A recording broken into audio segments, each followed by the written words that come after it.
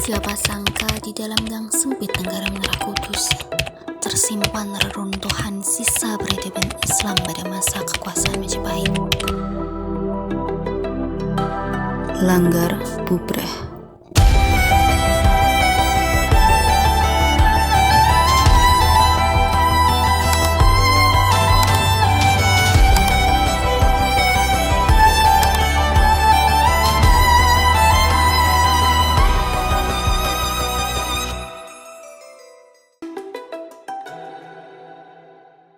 Aku Mimi, mahasiswa PKI yang tengah mempelajari sejarah peradaban Islam. Kudus, tempat kelahiranku, menyimpan segudang warisan budaya yang tetap terjaga. Salah satunya Langgar Bubrah yang tidak jauh dari rumahku.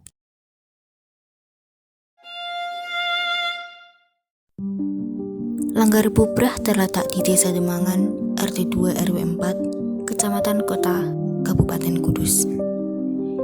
Jaraknya lumayan dekat dari Menara Kudus. Tapi, berbeda dengan Menara Kudus yang ramai dikunjungi peziarah, keberadaan Langgar Bubrah nampak sepi, jauh tertinggal dalam gang sempit.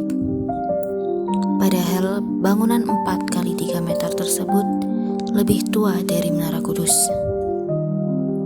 Langgar adalah sebutan untuk masjid pada zaman kuno, sedangkan bubrah dalam bahasa Jawa artinya hancur. Bisa diartikan bahwa Langgar Bubrah dahulunya adalah masjid yang sudah lama tidak terpakai, sehingga menjadi hancur. Juru pelihara Langgar Bubrah, Bapak Fahmi, menjelaskan keberadaan bangunan cagar budaya tersebut telah ada sejak era kekuasaan Majapahit, tepatnya pada zaman Raden Poncowati atau sebelum Sunan Kudus. Kalau sejak kapan dikenal, yang mulai dari bapak saya Mbah Buyut Janggah Wareng. Jadi udah beberapa dekade. Kalau untuk tahunnya saya tidak berani memastikan, tapi yang jelas ayah saya itu udah sekitar tahun 47-an itu yang menasah ayah saya. 47 sampai diserahkan ke saya itu tahun 2009 dialihkan ke saya, disuruh saya yang meneruskan. Kalau dari ayah saya sendiri mulai 47 tahun 47. Pernah diteliti ya oleh seorang ahli sejarawan budaya, satu Profesor Popi dari UGM, terus yang nomor 2 Profesor Sinung Herman Jamutama. Dia bekerja di Dirut Sejarawan Nusantara di Jakarta sana. Kantornya itu mengambil sampel dari material batu bata menggunakan alat, satu teorinya pakai teori karbon, jadi batu batanya digosok dengan karbon. Yang kedua diambil sampelnya, jadi pakai kayak besi itu ditancepin gini, diambil sampelnya, ternyata diteliti diperkirakan ya 1456 Masehi, zaman Majapahit. Makanya benar kalau ini dikatakan zaman Majapahit karena yang namanya perintis bangunan ini namanya Raden Pangeran Poncowati.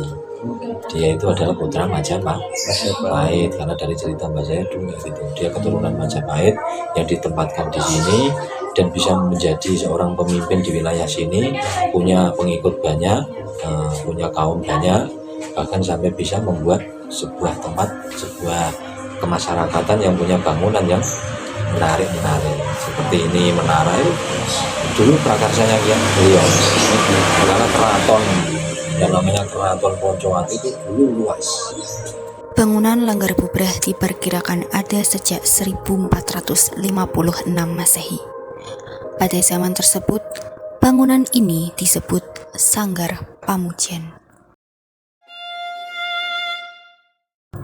Sanggar Pamujan ialah sebutan lama dari Langgar Bubrah, di mana ia menjadi tempat ibadah masyarakat setempat. Dulunya, masyarakat menyebut ibadah dengan istilah sembahyang, yang artinya menyembah Sayang Taya, yang kemudian digunakan oleh Sunan Kudus untuk berdakwah, karena sembahyang mirip dengan ibadah sholat. Untuk hal dari segi ibadah orang kuno sama ibadah orang sekarang juga ternyata ada kesamaan. Ternyata ada kesamaan. Jadi orang kuno nyebutnya ibadah itu sembahyang. Nah, kalau sekarang nyebutnya sholat. Dulu sembahyangnya di mana? Di Sanggar Pamujan. Jadi tempat ini dulu kan Sanggar Pamujan. Sanggar Pamujan, di mana di dalam Sanggar Pamujan ada sosok yang namanya Sang Hyang Toyo. Sang Hyang Toyo. Sang Hyang mulanya sembahyang, sembah ngone Sang Hyang. Itunya dulu gitu. Sembah kepada Sang Hyang. Lah Sang Hyang itu siapa? Sang Hyang Toyo tan kena kinoyo ngopo. Sesuatu yang tidak bisa diserupakan dengan apapun. Nah, sesuatu yang tidak bisa diserupakan dengan apapun ternyata Tuhan kita kan. Ini ketemu apa kan? Dulu Sanggar disulap jadi Langgar. Dulu namanya sembahyang, sekarang namanya sholat. Nah, yang namanya sembahyang kita menyembah kepada Sang Hyang Toyo. Caranya bagaimana? Satu, berdiri tegak, ngadeg jejeg, tangannya swa dan dikam. Swa itu mengakui bahwa saya ada di dunia ini karena ada yang mengadakan. Saya hidup di dunia ini karena ada yang menghidupkan. Nah itu, ternyata saya ini ada. Bagaimana caranya mengakui? Ya, ini tangannya swa dan dikep. Swa itu mengakui, ditaruh di sini, dikep ditempelkan di atas dada. Karena di dalam dada inilah ada hati kita. Hati kita bisa yakin sama Sang Hyang Toyo, hati kita bisa yakin sama Allah kalau udah rapat. Terus yang kedua, tumpul tangan ketemu tumpul, pandangan mata menghadap ke bumi. Dulu tumpul gitu, tangan ketemu tumpul, pandangan mata menghadap ke bumi, namanya tumpul.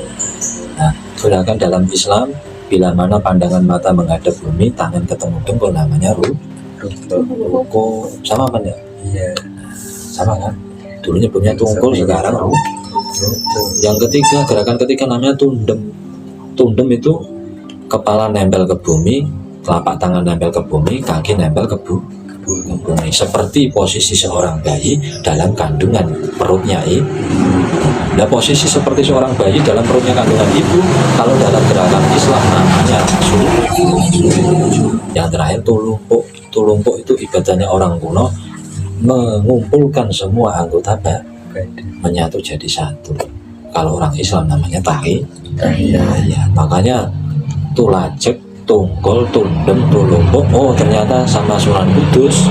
Ternyata ini takbir, rukuk, sujud, takbir, rukuk, sujud, tahiyat. Yang kelima, mukasan. Akhirannya harus salam.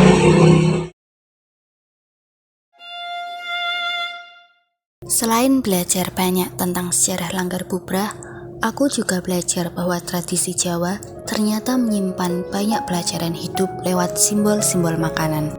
Dari ingkung, aku belajar tentang ketundukan. Ayam yang dimasak utuh itu harus bersih luar dalam, dimasak sampai matang. Dengan posisi kaki dan tangan rapat, kepala menunduk ke arah sujud. Itu bukan cuma sajian, tapi pengingat agar manusia berserah dan suci lahir batin saat menghadap Tuhan. Tumpeng juga bukan sekadar nasi kerucut. Ia melambangkan cara kita mengerucutkan masalah. Semakin ke atas, masalah semakin kecil, sampai akhirnya hilang. Puncaknya mengarah ke Tuhan, sumber dari segala penyelesaian. Lalu ada kuluban, sayur rebus dengan macam-macam bentuk. Ini mencerminkan karakter manusia. Ada yang lurus seperti kacang panjang, melambangkan istiqomah. Ada yang belok seperti kecambah, atau berlapis-lapis seperti kubis, melambangkan ketidakkonsistenan. Ada juga yang semrawut seperti semanggi. Kelapa parut jadi simbol orang yang bisa membaur dimanapun. Di tengah kuluban ada telur yang punya 4 lapisan, cangkang, membran, putih, dan kuning. Ini menyimbolkan 4 dasar ajaran Islam, Al-Quran, hadis, ijma, dan qiyas. Juga mengingatkan kita pada 4 kitab, 4 khalifah, 4 madhab, dan 4 arah mata angin. Makanya orang Jawa bilang, pacul, papat, ojo ucul. 4 ini jangan lepas. Ada Ada juga bubur merah putih. Bubur merah melambangkan darah ibu dan putih dari ayah. Keduanya tak boleh disatukan sembarangan. Ini ajaran tentang tanggung jawab dalam hubungan. Terakhir, dari Kembang Pureh, aku belajar 3 hal. Mawar melambangkan kehidupan yang beragam, kenanga sebagai kenangan yang membekas, dan kantil sebagai simbol keterikatan kita kepada Tuhan. Mungkin itu semua yang telah aku pelajari. Aku Mimi, terima kasih dan sampai jumpa lagi.